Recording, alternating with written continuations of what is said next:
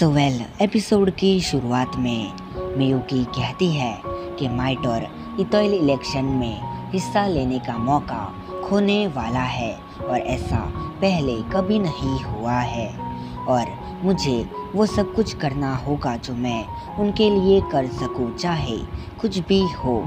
ये मेरा student council president के तौर पे आखिरी काम है। फिर टमाओ आती है जिसे मियुकी ने बुलाया था। वो कहती है कि मैंने माइटोर को इतोइल इलेक्शन में रिप्रेजेंट कर सके ऐसे कैंडिडेट्स को चुना है, उनमें से तुम एक हो शिजुमी टमाओ।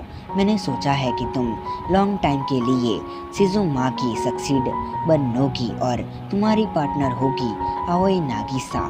मैं श्योर हूँ कि माइटोर तुम दोनों को अप्रूव करेगा। टमाओ कहती है ये नागिसा को नहीं पता होगा ना।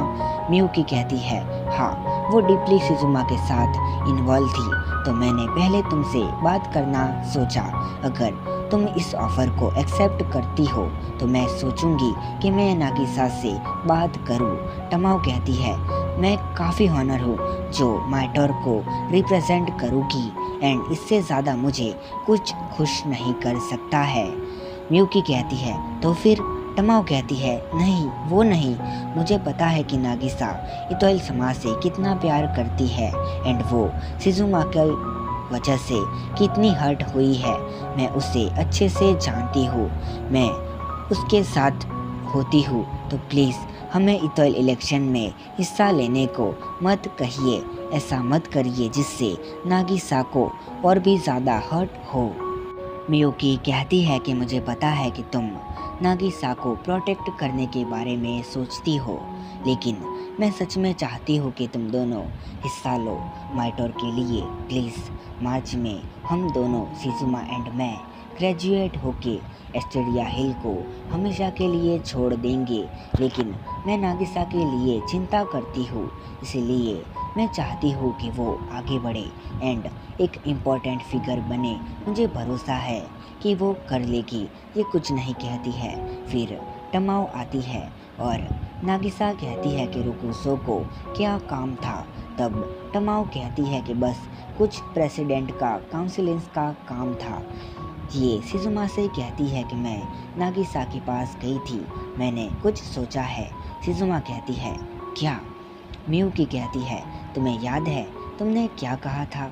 तुमने कहा था मैं डिसाइड करूंगी कि कौन हिस्सा लेगा तो तुम उसके साथ चलोगी और तुम मेरी बात मानोगी। जो मैंने सोचा है तुम समझ गई ना शिजुमा? और शिजुमा कुछ नहीं कहती है। यहाँ टमोरी कहती है कि बोर्ड मीटिंग में हमने डिसाइड किया है कि तुम इतोइल इलेक्शन में कैंडिडेट बन के हिस्सा लोगी। अमाने कहती है थैंक यू। टमोरी कहती है तुम कल स्कूल के सामने अपना पार्टनर अनाउंस करने वाली हो एंड तुम्हें बताना होगा कि तुम इतोइल इलेक्शन में ऑफिशियली हिस्सा ले रही हो। वैसे हिकारी ठीक है? अमाने कहती है हाँ वो ठीक है। टमोरी कहती है अब फाइनली हमें स्पीका से इतोइल मिलने वाली है। जिसके बाद अपनी अम्मा ने हिकारी से कहती है कि मैं पूरे स्कूल के सामने ये चीज़ अनाउंस करूं कि मैं इतोइल इलेक्शन में हिस्सा लूँगी, उससे पहले मैं तुम्हें कुछ बताना चाहती हूँ। वैसे तुम्हें वो जगह याद है जहाँ पर हम फर्स्ट टाइम मिले थे? ये याद करती है और फिर कहती है कि मैं वो दिन कभी नहीं भूल सकती हूँ। फिर अम्मा ने जाने लगती है। फिर ये दोनों भागते हुए चिकारू के पास जाते हैं एंड कहते हैं कि कल अम्मा ने पूरे स्कूल के सामने अनाउंस करने वाली है कि वो स्पीका से इतोइल इलेक्शन में हिस्सा लेने वाली है, लेकिन चिकारू नहीं दिखती है।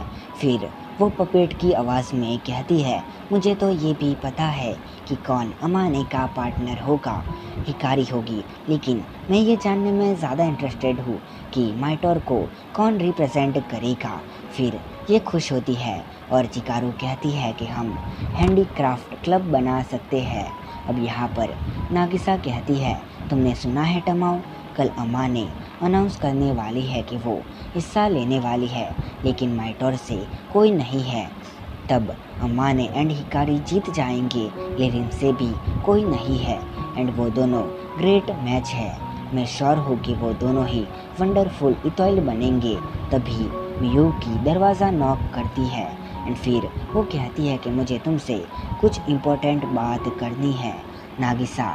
इसके बाद वो अंदर आके कहती है कि उसने डिसाइड किया है कि कौन माइटोर से हिस्सा लेगा, राइट टमाओ-चान। नागिसा कहती है तुम हिस्सा लेने वाली हो, तुमने ये सीक्रेट क्यों रखा? वैसे तुम्हारा पार्टनर कौन होने वाला है? तुमने मुझसे ये बात क्यों छिपाई टमाओ-चान? मुझे तो ये भी नहीं पता था कि तुम्हारी कोई पार्टनर भी है। मियूकी कहती है वो तुम हो नागिसा। और नागिसा कहती है मैं क्या? मियूकी कहती है मैं चाहती हूँ कि तुम हिस्सा लो। नहीं, तुम्हें हिस्सा लेना ही होगा, नो मैटर व्हाट। माइटोर की हिस्ट्री रही है कि हमेशा इतॉयल इलेक्शन के लिए हम रिप्रेजेंटेटिव भेजते हैं, इसीलिए हमें कोई चाहिए जो हमें फिर रिप्रेजेंट करे। तुम दोनों ही हो जो स्पीका की अमाने के अगेंस्ट कम्पीट कर सकती हो। नागिसा कहती है मैं टमाओ को सच में लाइक करती हूँ, वो मेरी मोस्ट इम्पॉर्टेंट फ्रेंड है एंड मैं उसके साथ हमेशा एसोसिएट रहना चाहती हूँ। लेकिन मियूकी कहती है मुझे पता है कि तुम शिजुमा को नहीं भुला सकती हो, लेकिन तुम्हें उसके बारे में भूलना होगा। मैं चाहती हूँ कि तुम उसके लिए अपनी फीलिंग्स को भूल जाओ एंड इतॉयल बनो। मैं श्योर हूँ कि शिजुमा भी यही चाहेगी कि तुम एंड टमाओ इलेक्शन में हिस्सा लो एंड इससे शिजुमा फाइन है। नागिसा कहती है सच में क्या? मियूकी कहती है हाँ, मेरे पास झूठ बोलने का कोई भी रीज़न नहीं है। नागिसा रोते हुए बाहर भाग जाती है, जिसे जाते हुए अपनी चिकारू देखती है। यहाँ टमाओ कहती है रोकुजो समा, आपने उसे इतॉयल समा के बारे में क्यों बोला? मियूकी कहती है मैं कुछ भी नहीं कर सकती हूँ, लेकिन वो किसी भी तरह से हर्ट हो जाती, इसीलिए मैंने बस सच कहा। टमाओ कहती है लेकिन ये सच में काफ़ी हर्ष था। और वो बाहर चली जाती है एंड अपनी नागिसा को खोजने लगती है, पर वो उसे कहीं नहीं मिलती है। और टमाओ कमरे में आती है और कहती है सॉरी नागिसा, अगर मैं वो ऑफ़र एक्सेप्ट नहीं करती तो ऐसा कभी नहीं होता। और फिर नागिसा ग्रीन हाउस जाती है, जहाँ पे वो अपनी शिजुमा को पाती है एंड उसका नाम लेती है। शिजुमा कहती है गुड लक, तुम इतॉयल इलेक्शन में हिस्सा लेने वाली हो।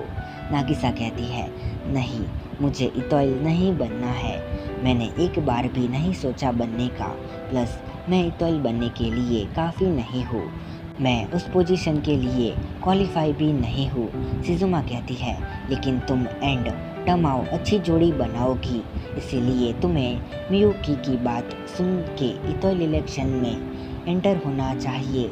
मैं श्योर हूँ कि तुम वंडरफुल इतॉयल बनोगी।